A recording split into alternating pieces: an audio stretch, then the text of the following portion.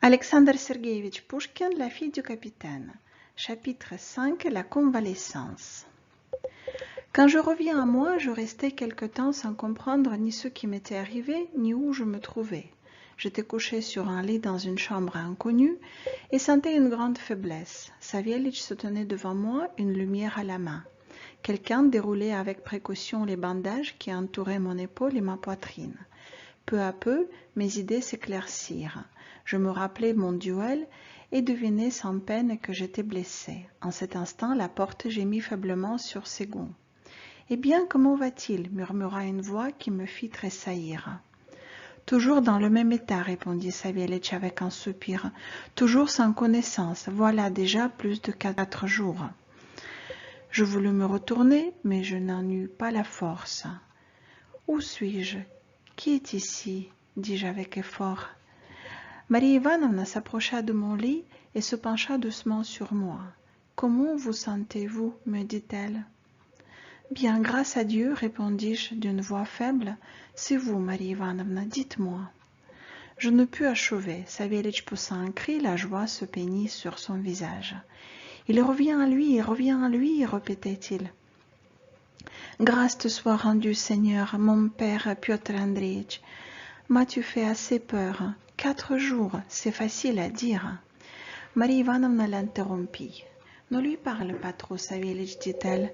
Il est encore bien faible. » Elle sortit et ferma la porte avec précaution. Je me sentais agité de pensées confuses. J'étais donc dans la maison du commandant, puisque Marie Ivanovna pouvait entrer dans ma chambre. Je voulus interroger Savielitch, mais le vieillard hocha la tête et se boucha les oreilles. Je fermai les yeux avec mécontentement et m'endormis bientôt. En me réveillant, j'appelai Savielitch, mais au lieu de lui, je vis devant moi Marie Ivanovna. Elle me salua de sa voix douce. Je ne puis exprimer la sensation délicieuse qui me pénétra dans ce moment. Je saisis sa main et la serrai avec transport en l'arrosant de mes larmes. Marie ne la retirait pas. Et tout à coup, je sentis sur ma joue l'impression humide et brûlante de ses lèvres. Un feu rapide parcourut tout mon être.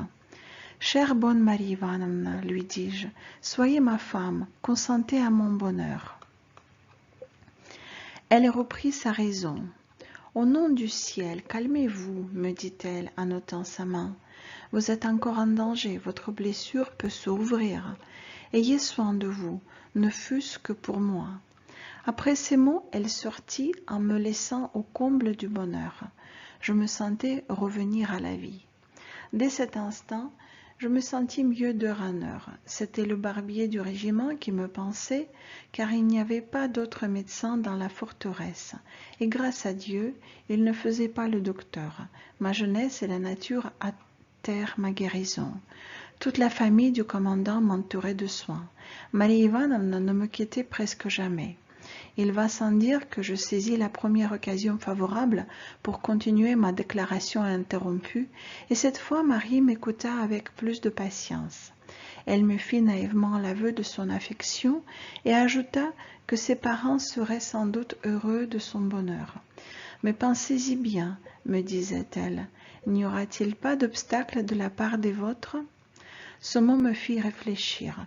Je ne doutais pas de la tendresse de ma mère, mais connaissant le caractère et la façon de penser de mon père, je pressentais que mon amitié ne le toucherait pas extrêmement et qu'il la traiterait de folie de jeunesse. Je l'avouai franchement à Marie Ivanovna, mais néanmoins, j'ai résolu d'écrire à mon père aussi éloquemment que possible pour lui demander sa bénédiction. Je montrai ma lettre à Marie Ivanovna, qui la trouva si convaincante et si touchante qu'elle ne douta plus du succès, et s'abandonna aux sentiments de son cœur avec toute la confiance de la jeunesse. Je fis la paix avec Schwabrin dans les premiers jours de ma convalescence. Ivan Kuzmich me dit en me reprochant mon duel. « Vois-tu bien, Piotr Andreitch, je devrais à la rigueur te mettre aux arrêts, mais te voilà déjà puni sans cela. Pour Alexei Ivanitch, il est enfermé par mon ordre et sous bonne garde dans le magasin à blé, et son épée est sous clé chez Vassili Segorov. Egorovna. Il aura le temps de réfléchir à son aise et de se repentir. » J'étais trop content pour garder dans mon cœur le moindre sentiment de rancune. Je me mis à prier pour Schwabrin et le bon commandant, avec la permission de sa femme, consentit à lui rendre la liberté. Schwabrin vint me voir. Il témoigna un profond regret de tout ce qui était arrivé. Avoua que toute la faute était à lui, il me pria d'oublier le passé. Étant de ma nature peu rancunier, je lui pardonnai de bon cœur et notre querelle et ma blessure. Je voyais dans sa calomnie l'irritation de la vanité blessée. Je pardonnai donc généreusement à mon rival malheureux.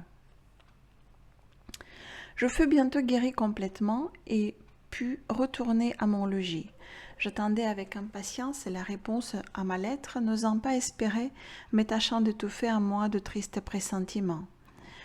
Je ne m'étais pas encore expliqué avec Vassilissa Egorovna et son mari, mais ma recherche ne pouvait pas les étonner. Ni moi, ni Marie, nous cachions nos sentiments devant eux, et nous étions assurés d'avance de leur consentement.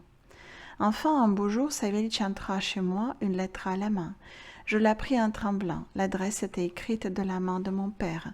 Cette vue me prépara à quelque chose de grave, car d'habitude c'était ma mère qui m'écrivait et lui ne faisait qu'ajouter quelques lignes à la fin. Longtemps, je ne pus me décider à rompre le cachet. Je relisais la suscription solennelle. À mon fils, Piotr Andreevitch Grinev, gouvernement de Rambourg, forteresse de Belogorsk. Je tâchais de découvrir à l'écriture de mon père dans quelle disposition d'esprit il avait écrit la lettre. Enfin, je me décidai à décacheter et dès les premières lignes, je vis que toute l'affaire était au diable. Voici le contenu de cette lettre. Mon fils Piotr, nous avons reçu le 15 de ce mois la lettre dans laquelle tu nous demandes notre bénédiction paternelle et notre consentement à ton mariage avec Marie Ivanovna, fille Mironov. Et non seulement je n'ai pas l'intention de te donner ni ma bénédiction ni mon consentement, mais encore j'ai l'intention d'arriver jusqu'à toi et de te bien punir pour tes sottises comme un petit garçon, malgré ton rang d'officier, parce que tu as prouvé que tu n'es pas digne de porter l'épée qui t'a été remise pour la défense de la patrie, et non pour te battre en duel avec des fous de ton espèce. Je vais écrire à l'instant même à Andrei Karlovitch pour le prier de te transférer de la forteresse de Belogorsk dans quelque endroit encore plus éloigné afin de faire passer ta folie. En apprenant ton duel et ta blessure, ta mère est tombée malade de douleur et maintenant encore elle est alitée.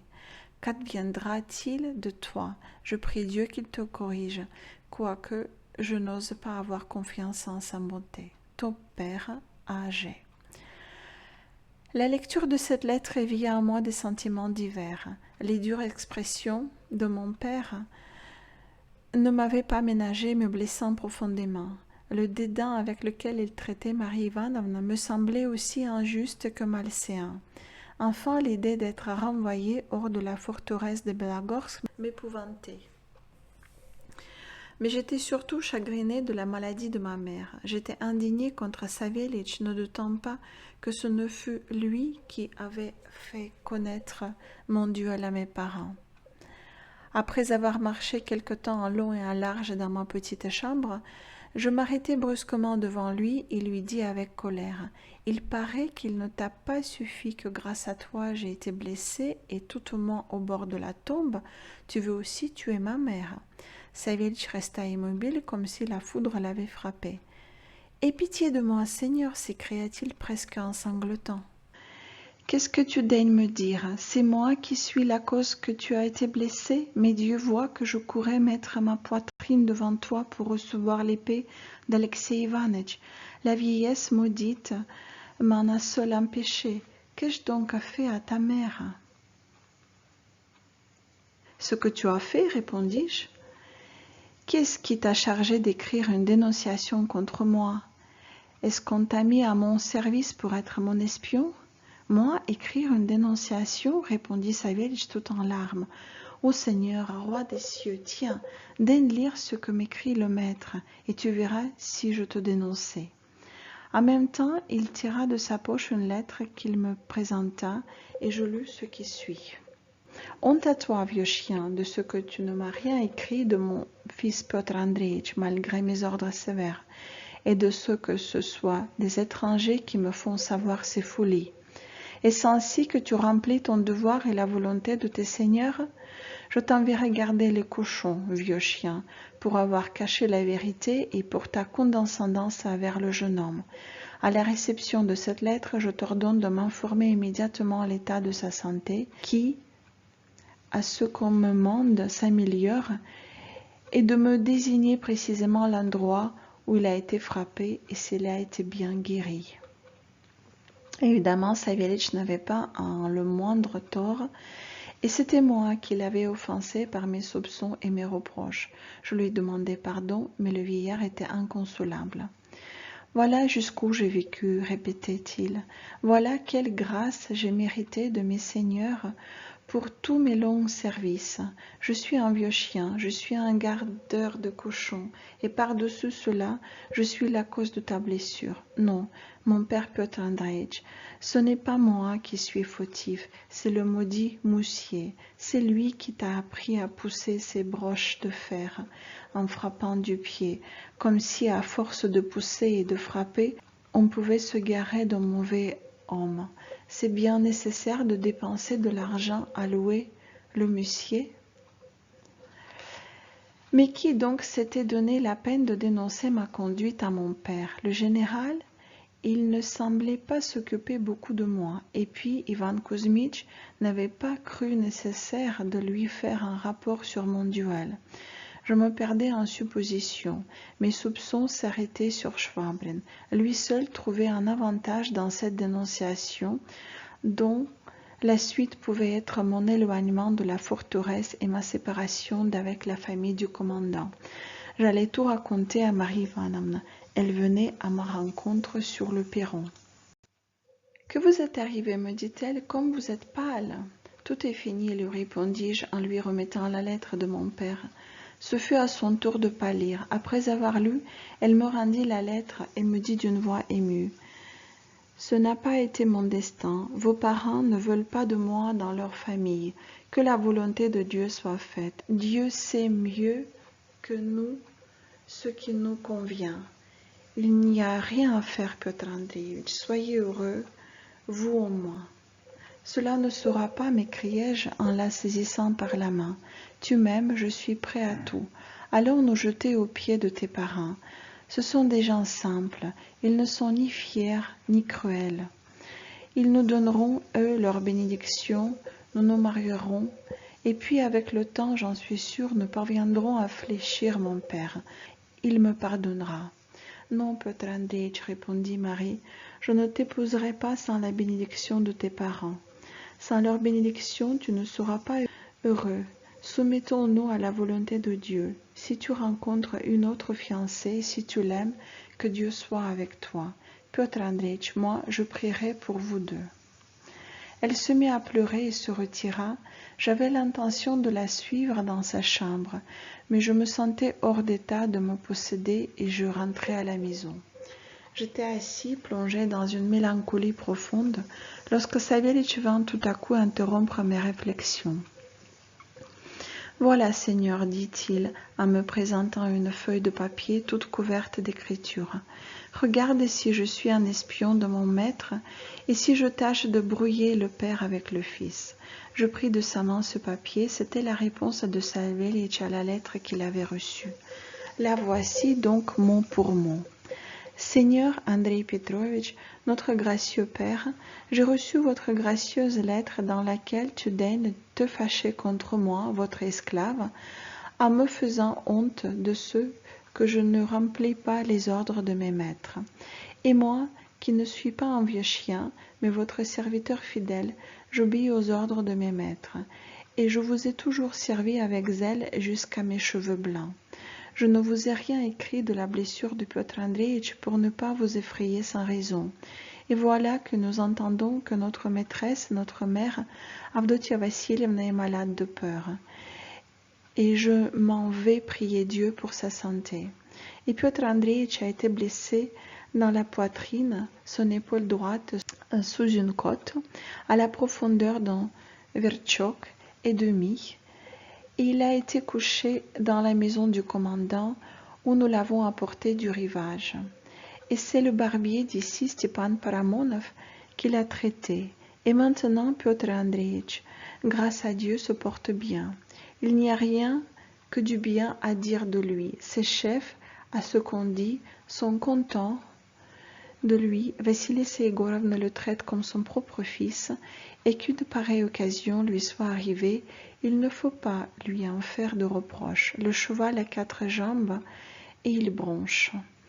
Et vous daignez écrire que vous m'enverrez garder les cochons. Que ce soit votre volonté de Seigneur. Et maintenant, je vous salue jusqu'à terre, votre fidèle esclave. Je ne pus m'empêcher de sourire plusieurs fois pendant la lecture de la lettre du bon vieillard. Je ne me sentais pas en état d'écrire à mon père, et pour calmer ma mère, la lettre de Savélich me semblait suffisante. De ce jour, ma situation changea. Marie Ivanovna ne me parlait presque plus et tâchait même de m'éviter. La maison du commandant me devint insupportable.